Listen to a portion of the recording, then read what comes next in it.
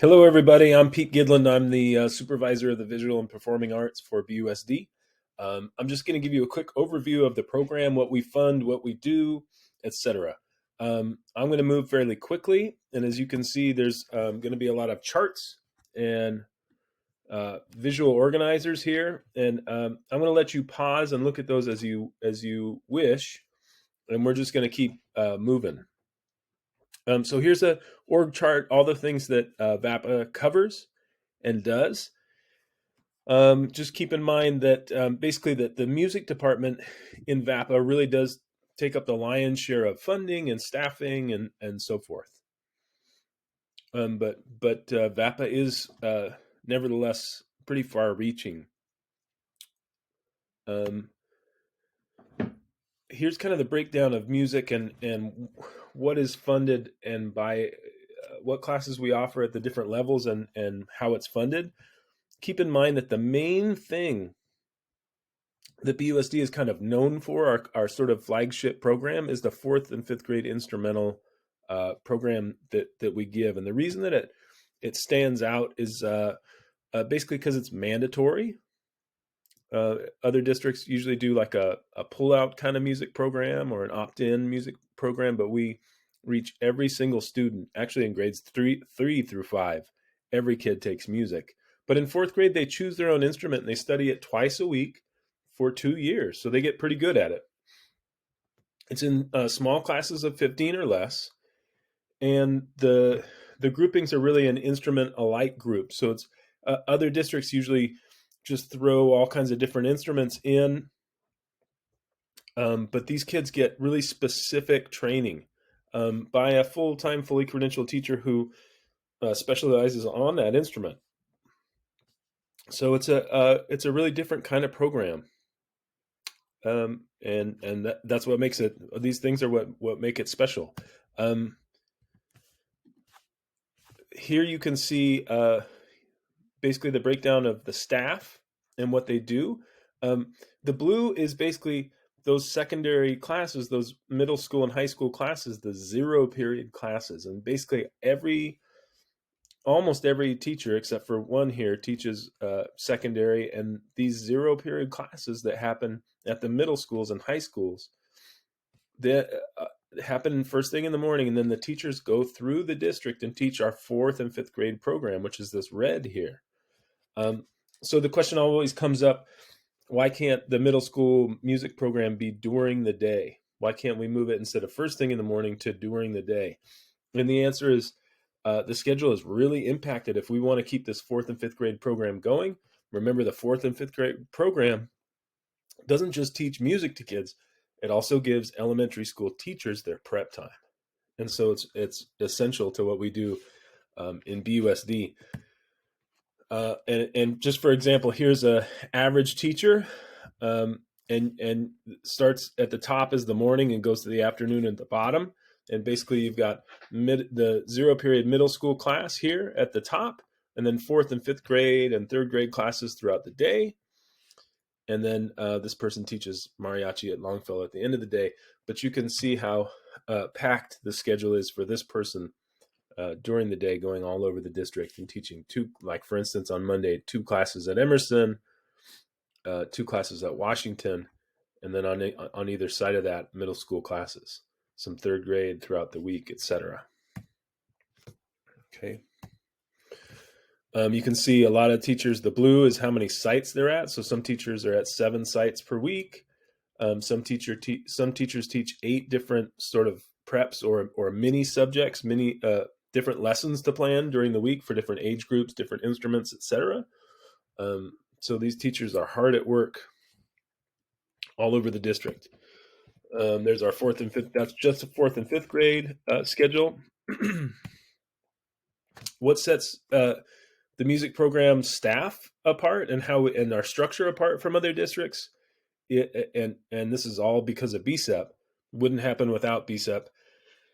Is that our entire music staff meets weekly to do professional development at our staff meeting, just like a school would. We actually operate just like a school staff, and our staff of about 20 teachers plus 3 office support staff are actually larger than some of the elementary school staffs as far as certificated staff and whatnot. A larger staff than some of our elementary schools in the district. We've got a fully credentialed, close-knit, collaborative staff. Instruments are all funded, purchased, and maintained centrally.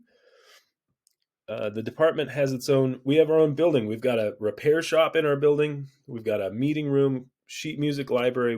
Have a huge warehouse where we keep all the instruments. We've got a practice room for the teachers. We've even got a kitchen in there. These are all things that other districts really don't have.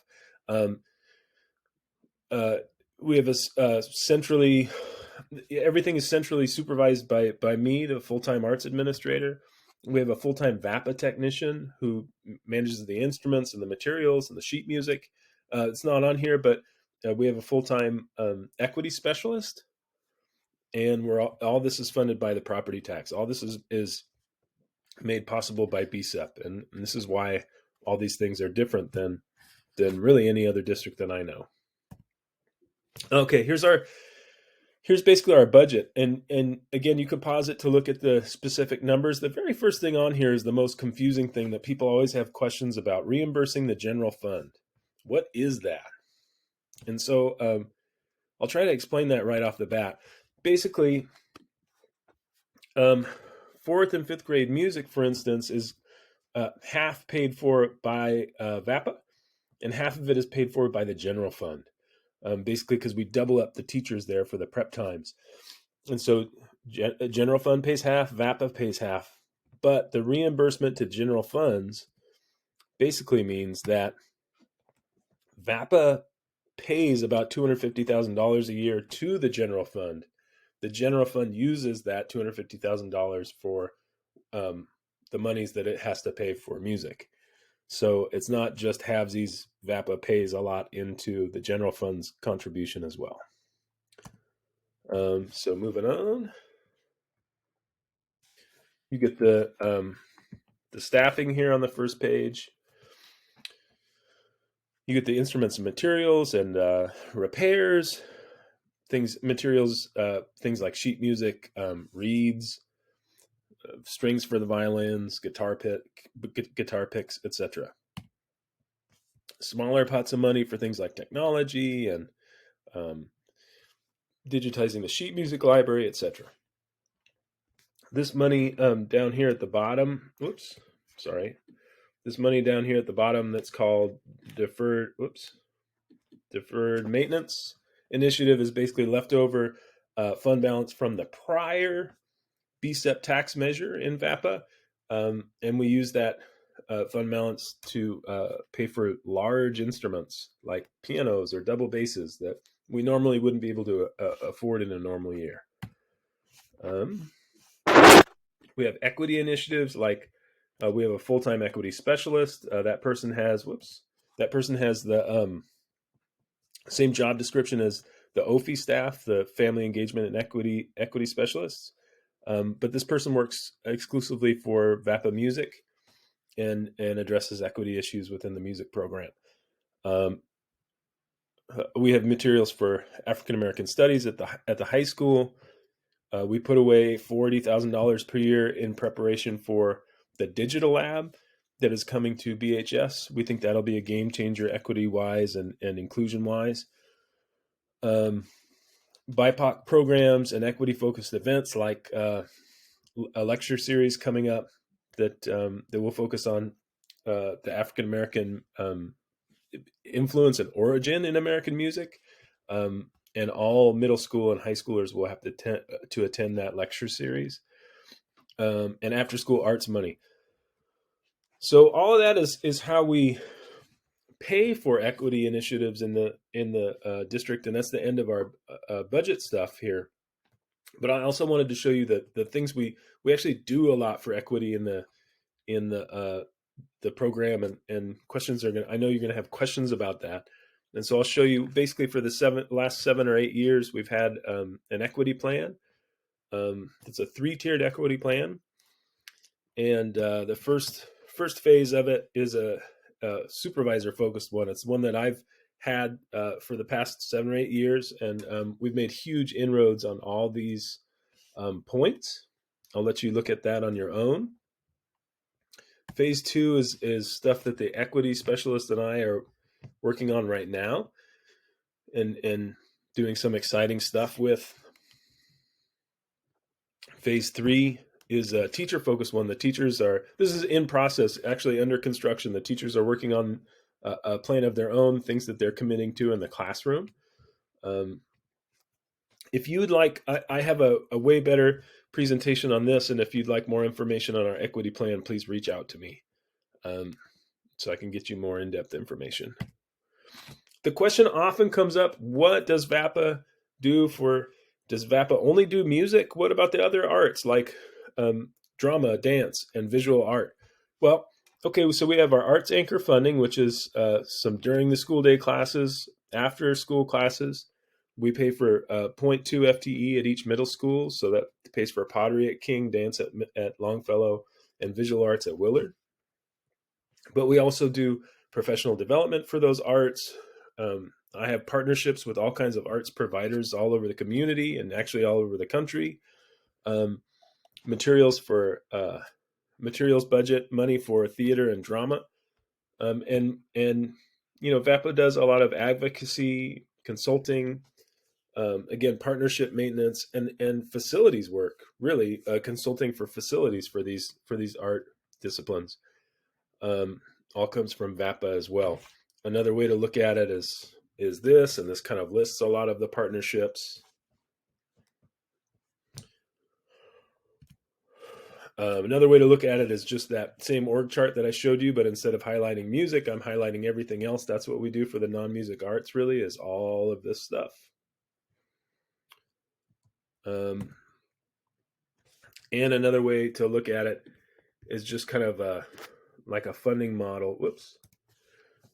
That shows, BSEP paying into VAPA and principal discretionary fund, but that if we kind of focus on the visual arts, dance, and drama, that basically there's a lot of different funding sources for those, like the PTA, like principal's discretionary funds, and VAPA. And so sometimes there are arts classes in BUSD that don't have anything to do with VAPA. So don't always assume that something, just because something is dance, drama, music, or visual arts, that it comes from VAPA proper necessarily. In Berkeley, the kind of the common sense rule that I remind people is that in Berkeley, music is sort of mandated and centrally managed, and the other art forms, it's a big value in Berkeley that schools have autonomy for the other art forms, and that they can choose the art classes that they want for dance, drama, and visual arts, and that their SSC gets to make decisions on those, and that that they get the freedom to use funding like principal's discretionary funds or PTA to fund those different art forms. So VAPA funds some of that, but definitely not all. And even the parts that VAPA funds, usually the school principal and SSC are making those decisions of what those classes actually are. So I hope this was helpful. Here's my contact info, and I'm always open to talking with people. Just reach out to me, and happy to talk with you, get you more information on the budget or our equity plan, or any questions that you have. So thanks a lot for watching this video.